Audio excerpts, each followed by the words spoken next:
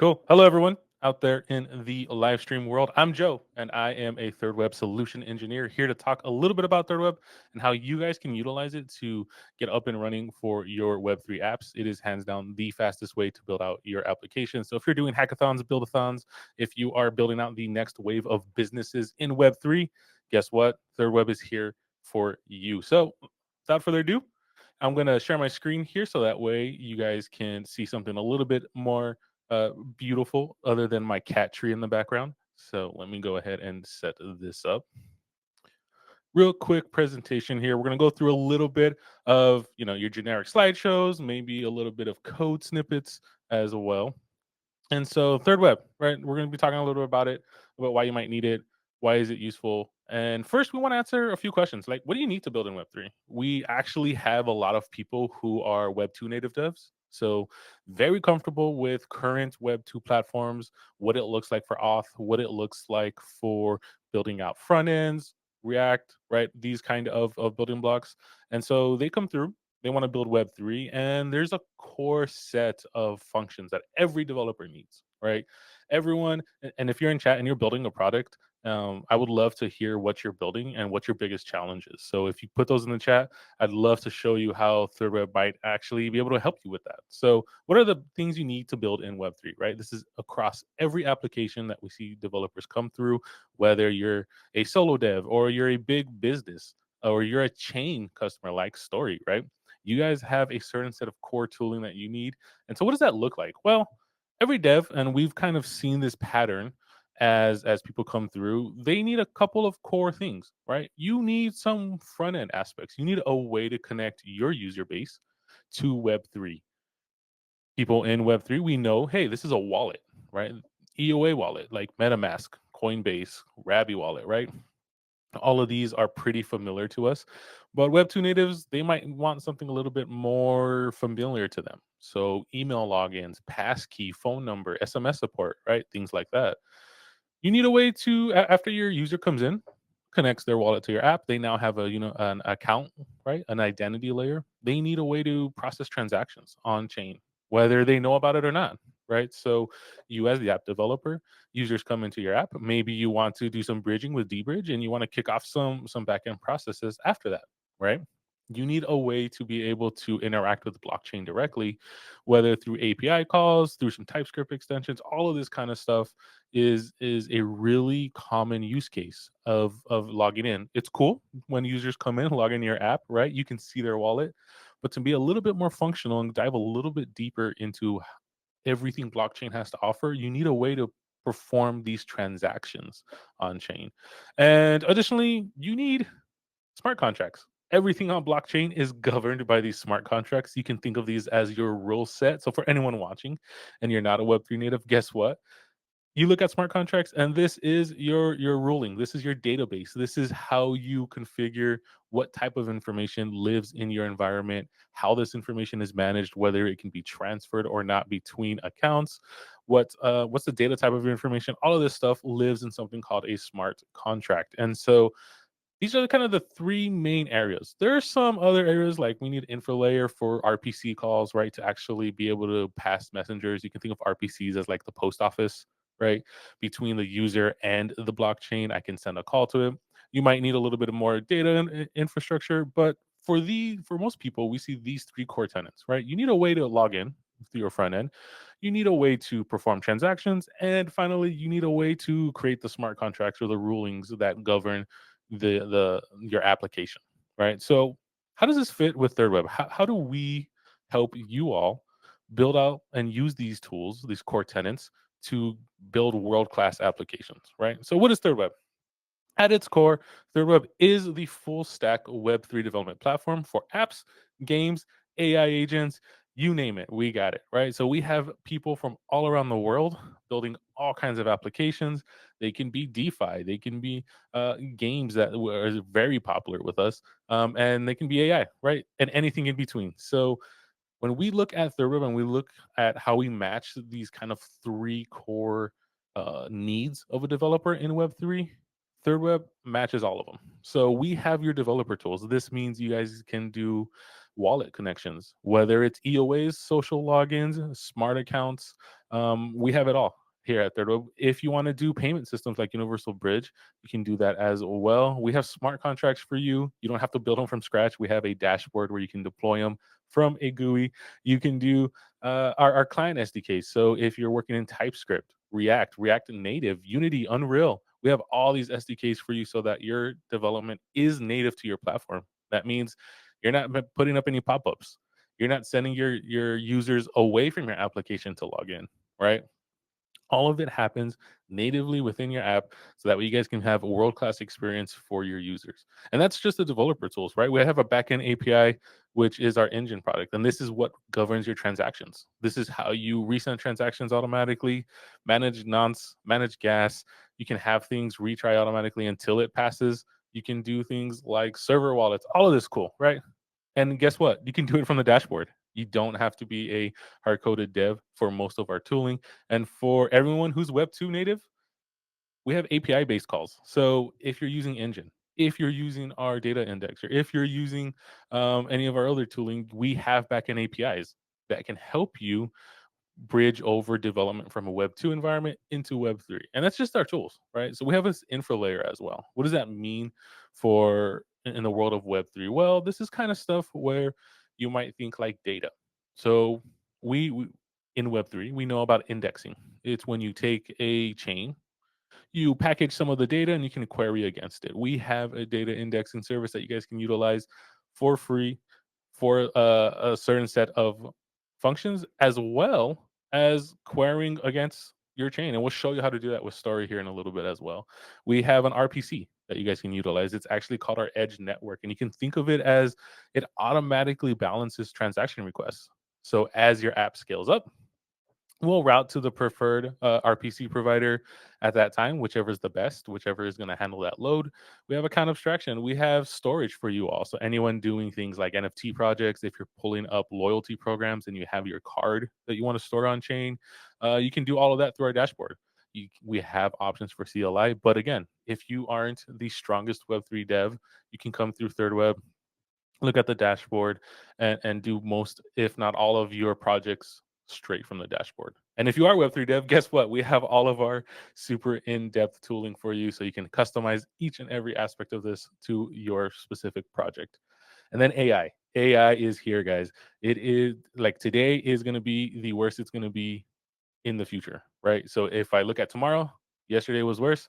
If I look at a week from now, it's only going to get better. And so how do we utilize and capture that in Web3? Well, we have our own Nebula product that is called our own AI product called Nebula, and this is trained specifically on blockchain. We'll go through a little bit on what that looks like. We have APIs, SDKs, and you can even add MCPs to it. So if you guys want to integrate other context protocols, you can with this agent. Whew, a lot of stuff. Widespread. We are on every platform. When we say full stack, we mean it. Every platform, every development tooling that you guys want to use. If you want to use us in conjunction with other people, you can. Never locked in. And guess what? Go ahead, go to start thirdweb.com and you can get started right now. Now, what does that mean for Story? Right? Guess what? We have Story already in our database. And what does that look like? Let me switch my tab here. So we have this really cool thing called the chain list. And so with Story, what you can do is you can take a look at all the information needed for developing on Story, right? So you have your chain IDs, you have what the native token is, you have RPCs, a link to an explorer. You can even get currency for Story right on this page, right? You can click here, get some IP tokens so you can start transacting on Story mainnet. Really, really simple. And so the best way I think to get started, and we're going to start talking a little bit about code, start talking a little bit on what it looks like to get started, is our playground. And I'm going to go ahead and drop a link to the playground here. It is going to be, there we go. It is going to be, I think, again, the best place to look, touch, feel our tools. So let me share our screen here and I'll show you a little walkthrough on the playground, what you guys can do with it and how to best utilize it. So let's start front end, right? We know anytime we build apps, we want users to log in. And that's usually the first step for many app builders is they come in and they go, I want my user to connect their wallet. How do I do that? So with Thirdweb, in our playground, you can actually come in and customize that user experience. So on the left-hand side here, we'll have our configuration settings. And on the right hand side, you'll see a couple of key areas. So you can see like what that UI might look like, if you want to do any sort of custom, and what the code might be for that UI that you generate. So let's go to this UI, right? Left hand side, I have my configuration options. On the right, I have my UI. I have Gmail, Discord, Telegram, Farcaster, and X. Maybe I decide, you know what? I don't want X support. Get rid of it. Cool. Look, my UI just updated. Maybe I don't want phone support. Oh, but what's this guest mode? That seems interesting. I'll go ahead and add a guest mode, right? Continue as guest. You can see how this is already building out a very in-depth UI for you all. And I haven't even had to touch code yet, right? I'm already starting to develop my app without having to make an account, without having to put in my credit card information. All I have to do is come to this playground, click on some of these buttons, and I can create a really neat UI for wallet connection. Now, say I do want to start integrating this at a deeper level in my app. Maybe I'm a code developer and I understand things a little bit better through code. Well, we have this code tab here that you guys can click on. And so this is exactly what it's going to take to build that UI. At its core, Thirdweb has a whole host of components that you guys can use, React components that you can utilize, or if you want to do everything through TypeScript, you can as well. So, what does that look like? At its core, all you're doing is this connect button component. You add this in and you have a really nice UI, right? Your client is an API key that everyone's pretty familiar with once you start building in with some tooling and some SDKs, right? You usually have API keys that you have to integrate into your project. And then we have this list of wallets. Now, our wallets are what we define. So in our modal, as you can see, we've had this Gmail, this Discord, this Telegram, this Forecaster, this guest mode. In our code, we have them here. We specify exactly what we want. And so let's say, you know what, I don't want passkeys.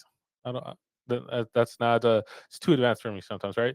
You can click it and you can see how this list updates. So, you know what, passkeys are actually really convenient. I want it back in. You can click it and passkeys are back in. And now you can even say things like, well, I have EOA wallets, right? MetaMask, Coinbase, Rainbow. I don't want Rabby wallet anymore, right? So you can see Rabby wallet here, click it, boom, it's gone. And now I can create my customized experience, click this copy button, and boom, I'll paste it into my code and I have a working wallet connector. Very simple, very easy. If I want to go headlessly, maybe I want to make my own UI from strictly from scratch. Guess what? We have that option, headless here.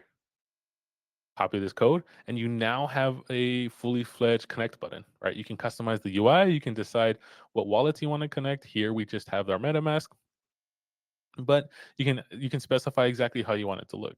Maybe you want to do some sort of customized logos or verbiage. You can do that as well, right? So this is totally customizable. You can have as little or as much of this component, right? I can come in here, I can customize the appearance, I can look at the options for it, whether I want it compact or wide, right? You might have seen this format, pretty popular in Web3. I can do things like colors. I can do things like auth. If I want custom auth, I can do that. If I want to do signing with Ethereum, I can do that. If I want to do any of these out of the box social methods, they're great for that. And finally, gas fees, right? Maybe you want to sponsor gas fees. And this is one of the coolest parts of Thirdweb.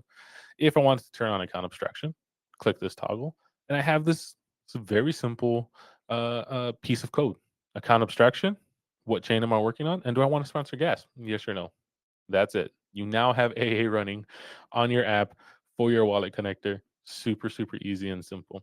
Can I use this to verify Twitter account is attached to a wallet? Yes, you can. There is a couple of flows you can do, and this is actually a really great point that I want to bring up. So I'm actually going to connect my wallet, and we have this feature called linking accounts. So if I were to come here, open my wallet, I'm going to manage this account, I can actually link additional profiles and I can say, hey, I want to link my Gmail account or my MetaMask account, or maybe I want to link my Twitter account, right? So I can link this account and then I can check on the back end, hey, does this user have a linked Twitter account to their wallet? Yes. Cool. Let's airdrop them some NFTs. No. Hey, let's do a little CTA. Let's have them link that account, offer a reward, offer some sort of incentive. And now we have not only their wallet, maybe we have an email address, but now we have their social login too. Really cool. And from a user perspective, it's really beneficial. As you saw, I connected with my Gmail account on this one, right? Let's double check here. Oh, this one is just my email account is where I logged in. And so if I use any of these linked profiles, if I log into, say, through Gmail, or if I log in through just MetaMask, it's actually going to take me to my same wallet address. So now I have a really cool kind of account recovery flow. If I lose access to my email, but I still have access to maybe some of these other options, I don't lose my entire wallet. I can still log in. I can remove any of the linked profiles that I have, and I can get secure access to my account once more. So not only is it great for things like campaigns, but you can also use it for account recovery. Really, really handy to use. And again, our components are super customizable for everyone. You can either do them through our components itself, right? So through the out of the box component, you can do them headlessly through JavaScript or TypeScript rather, and they are available in all of our SDKs, right? So if you want to build mobile apps with React Native, go for it. You want to build games in Unreal and Unity, go for it. Or just simple web apps, even Chrome extensions. I actually have some Chrome extension users out there who use our kit to build out their own custom Chrome extensions. Really, really cool. And that's just the front end, right? One piece of the front end that I want to talk about is something called Universal Bridge. And this is our answer to kind of confusing bridging services that might be out there. It's something a lot of developers and users have some trouble with, right? So here, let's say I'm a user and I want to on ramp some funds. I can say I want to offer this modal to my users, and here is a really simple flow for let's get some IP, right? On story. I want maybe 0.0.01. Maybe I want one, right? You can customize this option for your users, and they can either go with fiat transfers, so or crypto transfers, crypto swaps. So say I have some currency in another wallet or on another chain, and I want to be able to swap it into this token. I can do that through this modal, through this universal bridge. And if I say, hey, you know what? I only want to cater to Web 2, or maybe I don't have any currency in other wallets. I want to use a card. I can use a card option to on ramp funds into my application. Very simple. Uses a suite of providers that give us global coverage, whether you're in the US, EU. You can go ahead and use this product for on ramping. And not only that, you can use it for transactions or purchases, right? So here's a really cool kind of flow that we like is we went over the buy crypto part, but maybe you're doing physical goods and you want to kick off some sort of shipment and fulfillment orders. So you can actually use this product so that when payment comes in from a user, right? Say here, for example, they purchase this hoodie for TUSDC. It comes in, you can sell it to you can hand it to a direct address where you want to collect these funds, and then you can kick off any sort of physical fulfillment processes in order to get this shipped out. Really, really handy for individuals who are who are doing like Shopify experiences, commerce experiences. Maybe you're sending out some merch. You can use this flow. And if you want to kick off back end transactions, let's say for example, I'll go ahead and sign in here. Let's say for example, I'm doing an NFT drop and I want people to be able to purchase an NFT, or I'm doing a ticket drop, right, in the form of an NFT. I can use this transaction process, and I can say, okay, once payment's fulfilled, once it comes into my wallet that I've specified on my collection, I now want to have an actual smart contract function activated. I want to execute that function. And so this transaction mode is going to be really, really helpful for everyone who wants to perform that kind of flow. User comes in, perform does a little bit of a payment here flow, and then they get their little Ninja Cat NFT. If we think about more interesting kind of flows here, say I'm a rewards platform, right? And so I have users come in, stake some sort of token, and I want to now start executing a counter for rewards, right? Calculating how many rewards they get. Or they come in, they stake, and I want to deposit these tokens, right? So they come in, they on ramp, and then the transaction that gets kicked off is a deposit into this staking vault. I can do that through this transaction mode as well. Really, really cool flow here. And again, that's just the front end. So this is going to be the best tool that you guys can use for building out your application front ends in Web3, bar none. right? This has everything you need, whether you're doing React components or TypeScript. And after we have user login, we remember we had this kind of concept of, okay, three big three big pillars: logins, on-chain transactions, smart contracts, right? These are kind of things that everything needs. So we've kind of gone through the login. After that, we have this backend part. We have this: how do we submit transactions on chain? How do we handle things like user submitted versus maybe an admin submitted, things like that. So we have this product called Engine. Engine, high level, I want you all to think of it as backend API.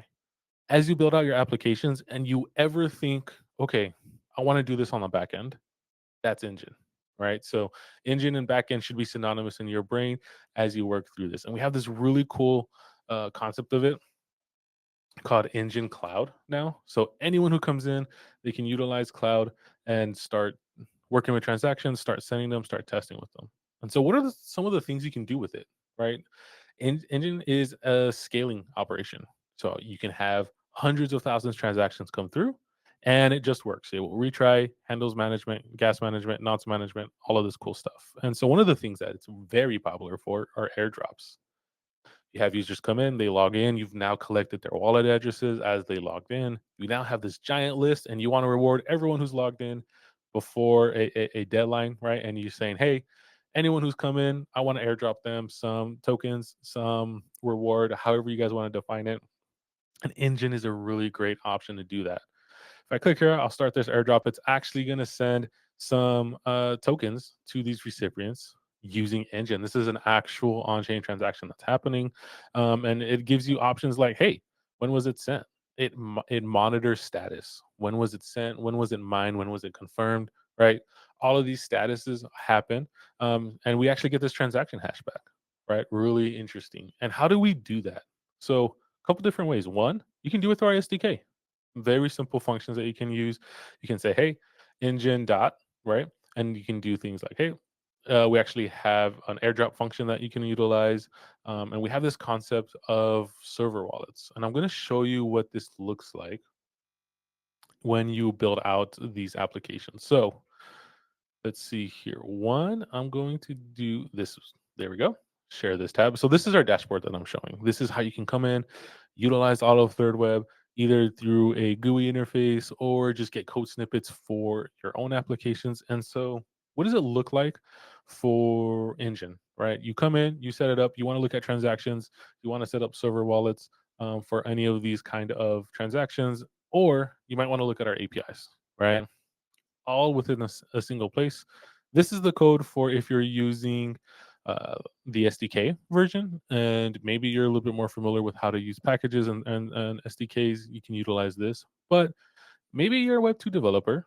You don't have a huge idea on what Web3 is, and you don't really want to learn an entire new SDK, right? Can be pretty heavy sometimes. You're comfortable with APIs. You know REST endpoints. You know how to do HTTP calls. And so with our API, you can actually look at Engine as just another REST request. So you can come in and I can say, hey, I want to make a post to this endpoint. I'm going to write to this contract. Here's all of the information that you're going to need. And here's kind of like the body of the request that you can send and everything like that, which really cuts down on development time. I now have developers who were Web2 native, right? If they know how to do make API calls, congratulations. You now have a Web3 cert. You can put that on your resume. You can go out there and say, hey, I know how to develop in Web3 because I know how to make these API endpoint calls. And which is really helpful in cutting down that development time. It's also really helpful in maintenance. Now I don't have to try and juggle, well, what part of my code is Web 2, what part of my code is Web 3. This is just an API endpoint, right? It goes and belongs with the rest of my API endpoints that I have in my codes. So it makes maintenance very, very easy. And if you're bringing on new people, readability is easy now. I don't have to look about SDKs and their custom syntax. I don't have to worry about any sort of project dependencies on these SDKs, right? I can come in, make this API endpoint call, and I'm good to go. Really, really handy and helpful. And that's why Engine is one of our stickiest products.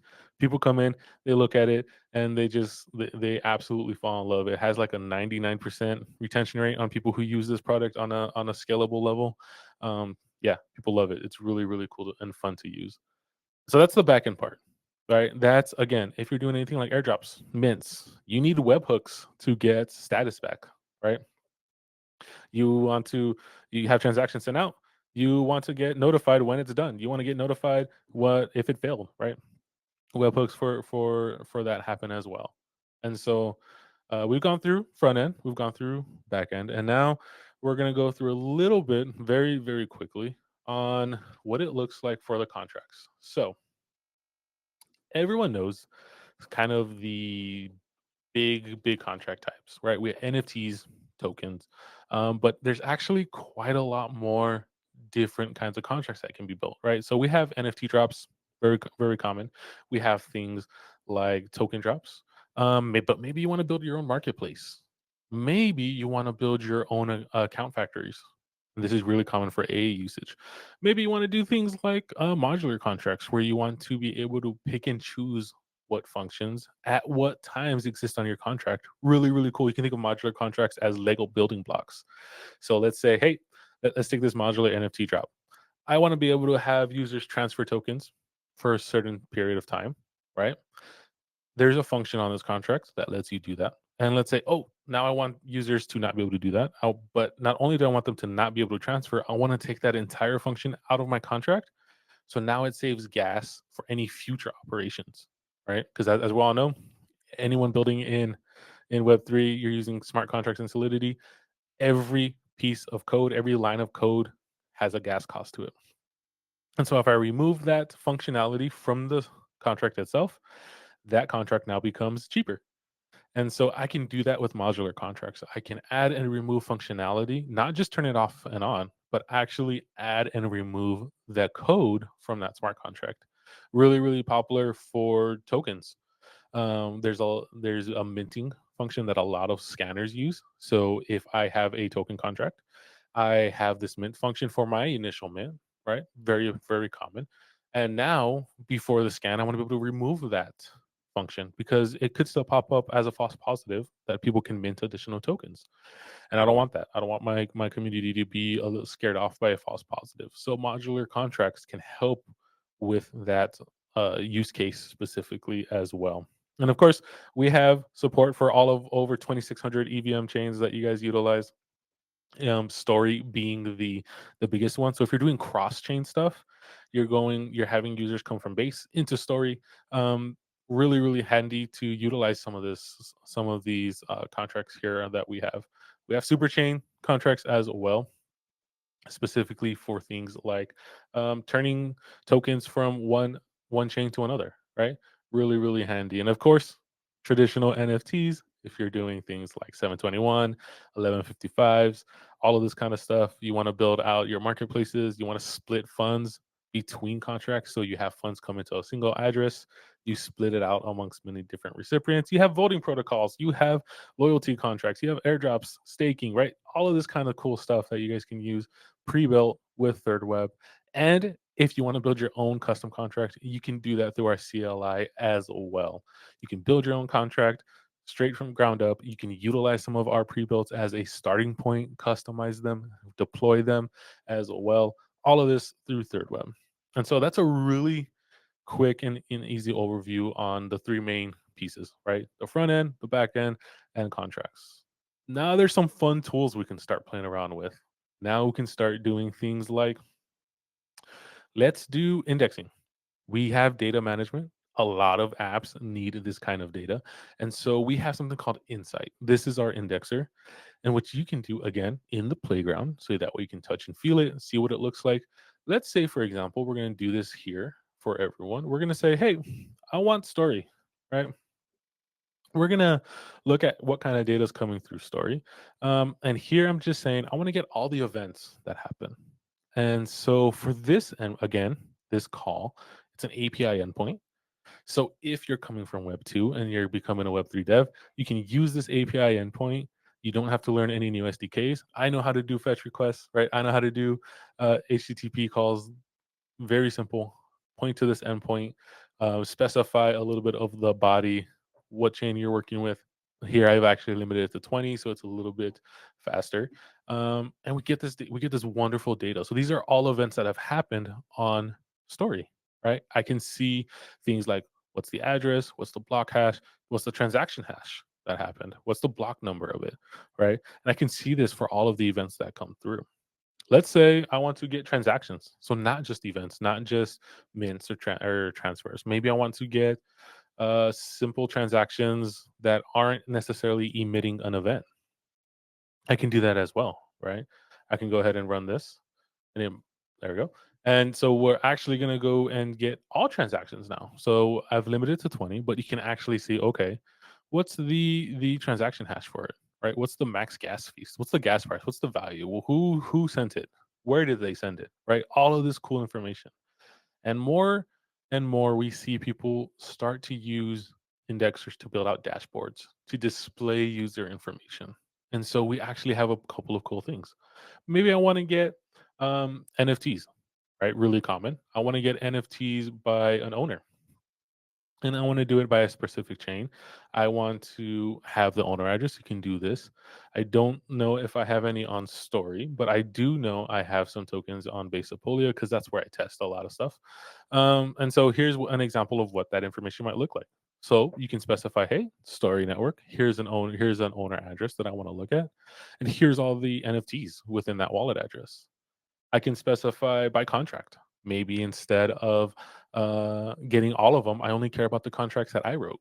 I might want to do by token on that contract. I might want to do which NFTs were transferred and see who is maybe participating in a marketplace that I have, or who's holding assets versus trading them. And I want to reward holders, right? Maybe I just want to build out dashboards and I want to get a sense of who's trading what between my collection. Really, really handy with insight. I can do things like, hey, I have a transaction hash and maybe I want to decode it, right?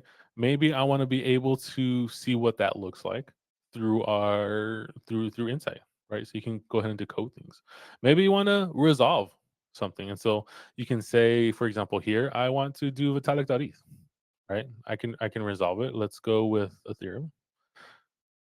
And we're going to get a bunch of information on what that means. So when with this resolve import, it can be anything. It can be a ENS name. It can be a transaction hash that you can look up and resolve. It can be maybe a block hash instead of a transaction hash that you can look up, an address that you want to look up, right? All of this kind of stuff can be done through our indexing, and it's already on Story. You guys can go in, you can look at all of your. And I urge you guys all, if you are looking at this, put in your wallet address. Go to the playground, put in your wallet address, and see what kind of information it pops up. Maybe you have some tokens you didn't know about. Maybe you have some transfers. Maybe your wallet activity looks a little bit more impressive than you recently thought. Maybe, right? Really cool. I think I urge everyone to come in. Again, you don't have to create an account. You don't have to put in a credit card. This playground is for you all to kind of touch and feel what the tools look like. And so finally, I want to talk about one thing, AI. AI is going to be how everyone develops now, right? So I'm actually going to put this link in chat here, and I'm going to share this screen. This is Nebula. Rather, this is a tool built with Nebula. Nebula is our answer to AI. Nebula is the most powerful AI for blockchain, hands down. It has a blockchain model. It's used as an agent, so it can perform actions for you, right? And you can integrate it with either API calls. You can do MCP servers or our SDKs for Nebula. So think of Nebula as an overarching toolkit to bring AI into your applications. And so what can it do? It can read live and historical data on blockchain. So you can actually query Nebula and say, hey, and I'm actually going to do this here for you. We're going to go back, share this tab. I'm going to say, what was the latest transaction on Story, right? And so we've built this kind of chat GPT interface using Nebula. Again, this isn't Nebula itself. It's just using Nebula to kind of interact with the stuff. And so while that works, we're going to go ahead and talk a little bit about what it's actually doing on the back end. So I ask it, hey, what's the latest transaction? Nebula is going to look up the data on chain and it's going to say, oh, I'm going to be looking at transactions, events, contracts, the Explorer itself that I'm looking at. And a really cool piece is that, hey, here's the latest transaction on story. Here's the timestamp. Here's who it was from. Here's who it was to. Here's the hash for it. So I can actually click on it, go to the Explorer, check it out, and I can follow this up. I can say, hey, can you tell me more about it? Can you tell me what functions it called? Can you tell me how much gas it used? Right? It can tell me all of this kind of stuff because it has that on chain data insight. So when we think about AI in the world of Web3, most AIs don't have knowledge on the blockchain data. They know what blockchain is. They have concepts of it, but they don't know what the data is. And that's really the driving differentiator with Nebula is that you can have access to the data on chain and you can use it for all kinds of services and things that you guys want to build. And so it's not only about reading. Maybe I want to write to chain. Maybe I want to do things like I want to send tokens. I want to mint tokens. I want it to create smart contracts, right? Nebula can actually write on-chain transactions with your assistance, meaning you can say, Nebula, create a smart contract for me that does an NFT drop with a allow list. Cool. Nebula will go compile all of the kind of necessary inputs you might need and ask you one by one. What's the title that you want it? What's the contract metadata? What info do you want to upload? And then with some prompting, you can get it to submit this smart contract for you. Right? It will pop up on your wallet. Hey, do you want to do this transaction? You can click it and it will send off. Really, really handy. And what makes this super kind of confident, right? You can have confidence when learning this is that we have the ability to reason with Nebula. So not only are we just interacting with it in a traditional text and talks coming soon, but we can actually do things like I want to utilize these data sources with Nebula, right? And Nebula will ask itself, is this true? Right? Is the price of ETH actually what I'm saying it is? How does it know? Well, it goes through this loop. So we ask Nebula, hey, give me the price of ETH, right? And Nebula goes, okay, let me interact with something we call our T1 model. And I'm going to look at our data sources and see what they're saying the price is. I'm going to look at my on chain data and see what that price is. And then I'm going to ask myself again, hey, is this price of ETH correct? Again, it'll verify with additional data sources and give you an output to the user. This has a couple of benefits. One, it reduces hallucination. Sometimes, if you guys use AI, it just pulls out stuff from thin air. I might have been saying, "Hey, what's the price of Story IP?" And it tells me the price of ETH, and I'm like, "I didn't ask about ETH. Why are you telling me ETH?" Right? Because of the T1 model, it will check: Am I on the right network? Am I looking at the correct currency? Is this what the user actually asked for? And it can help with malicious injection. So if you guys are thinking about, well, I have users and there's this agent and it's doing stuff automatically, what protections do I have that someone who is malicious won't be able to use my agent to steal funds, right? The T1 model, because it's on chain and with Web3, you have to confirm transactions, right? You, the user, have to specify to Nebula, hey, I want this transaction, and then Nebula pops up that much like every other EOA, Nebula will pop up, hey, did you do this transaction? Is this what you meant? And you have to sign that transaction, and then it goes on with its flow. So that's one of the greatest things about Web3 is that it actually provides an additional layer between malicious and injection, right? So now it's not a fully automatic flow that happens. You can decide, do I want this to transact or not? Which is really, really cool. And so high level, why Nebula? We kind of touched a little bit about it. Generic LLMs, they don't have on-chain data. They don't have chain info like what your chain ID is, what your Explorer is, and they can't execute transactions. Nebula solves all of this with AI in the coming age of Web3 tech. So if you guys are building out, again, we have our APIs, our SDKs that you can utilize with Nebula. And I urge everyone to try it out. Do some transactions. Really, really cool. And that's it. That is the high whirlwind overview condensed in 30 minutes for everyone. Always happy to have further sessions if you need to. If you guys have questions, put them in the chat. Dude, how did I sleep on you? Bro, that's probably our fault, right? We need to do better at marketing. So honestly, when I see comments like that, it just means I have to push more content out there. So, wannabe, thank you for letting me know, bro. Thirdweb.com. Everyone here, go to thirdweb.com. Thank you very much, Joseph, for the quick 30-minute intro. Where can people go if they want to see more content, get more information about how to utilize Thirdweb in their Yeah. projects? Yeah, YouTube is a great place. We have hundreds of tutorials that you guys can follow, video tutorials. If you go to thirdweb.com, you can see our portal docs. If you are more a written person, you want to read it at your own pace, go for it. We have Twitter account as well at Thirdweb that you guys can utilize. We're always posting interesting nuggets on and case studies, so you can follow how people are actually using Thirdweb, building out their own products. So those are the three main pieces. If you want to reach to us on Telegram, you can do that at Thirdweb as well on Telegram. And of course, with Rebecca, with On Code, we've done a few sessions with them already, and through Story as well. We have a whole bunch of places you guys can reach out to us. So if you have any questions, feel free to use any of those sources.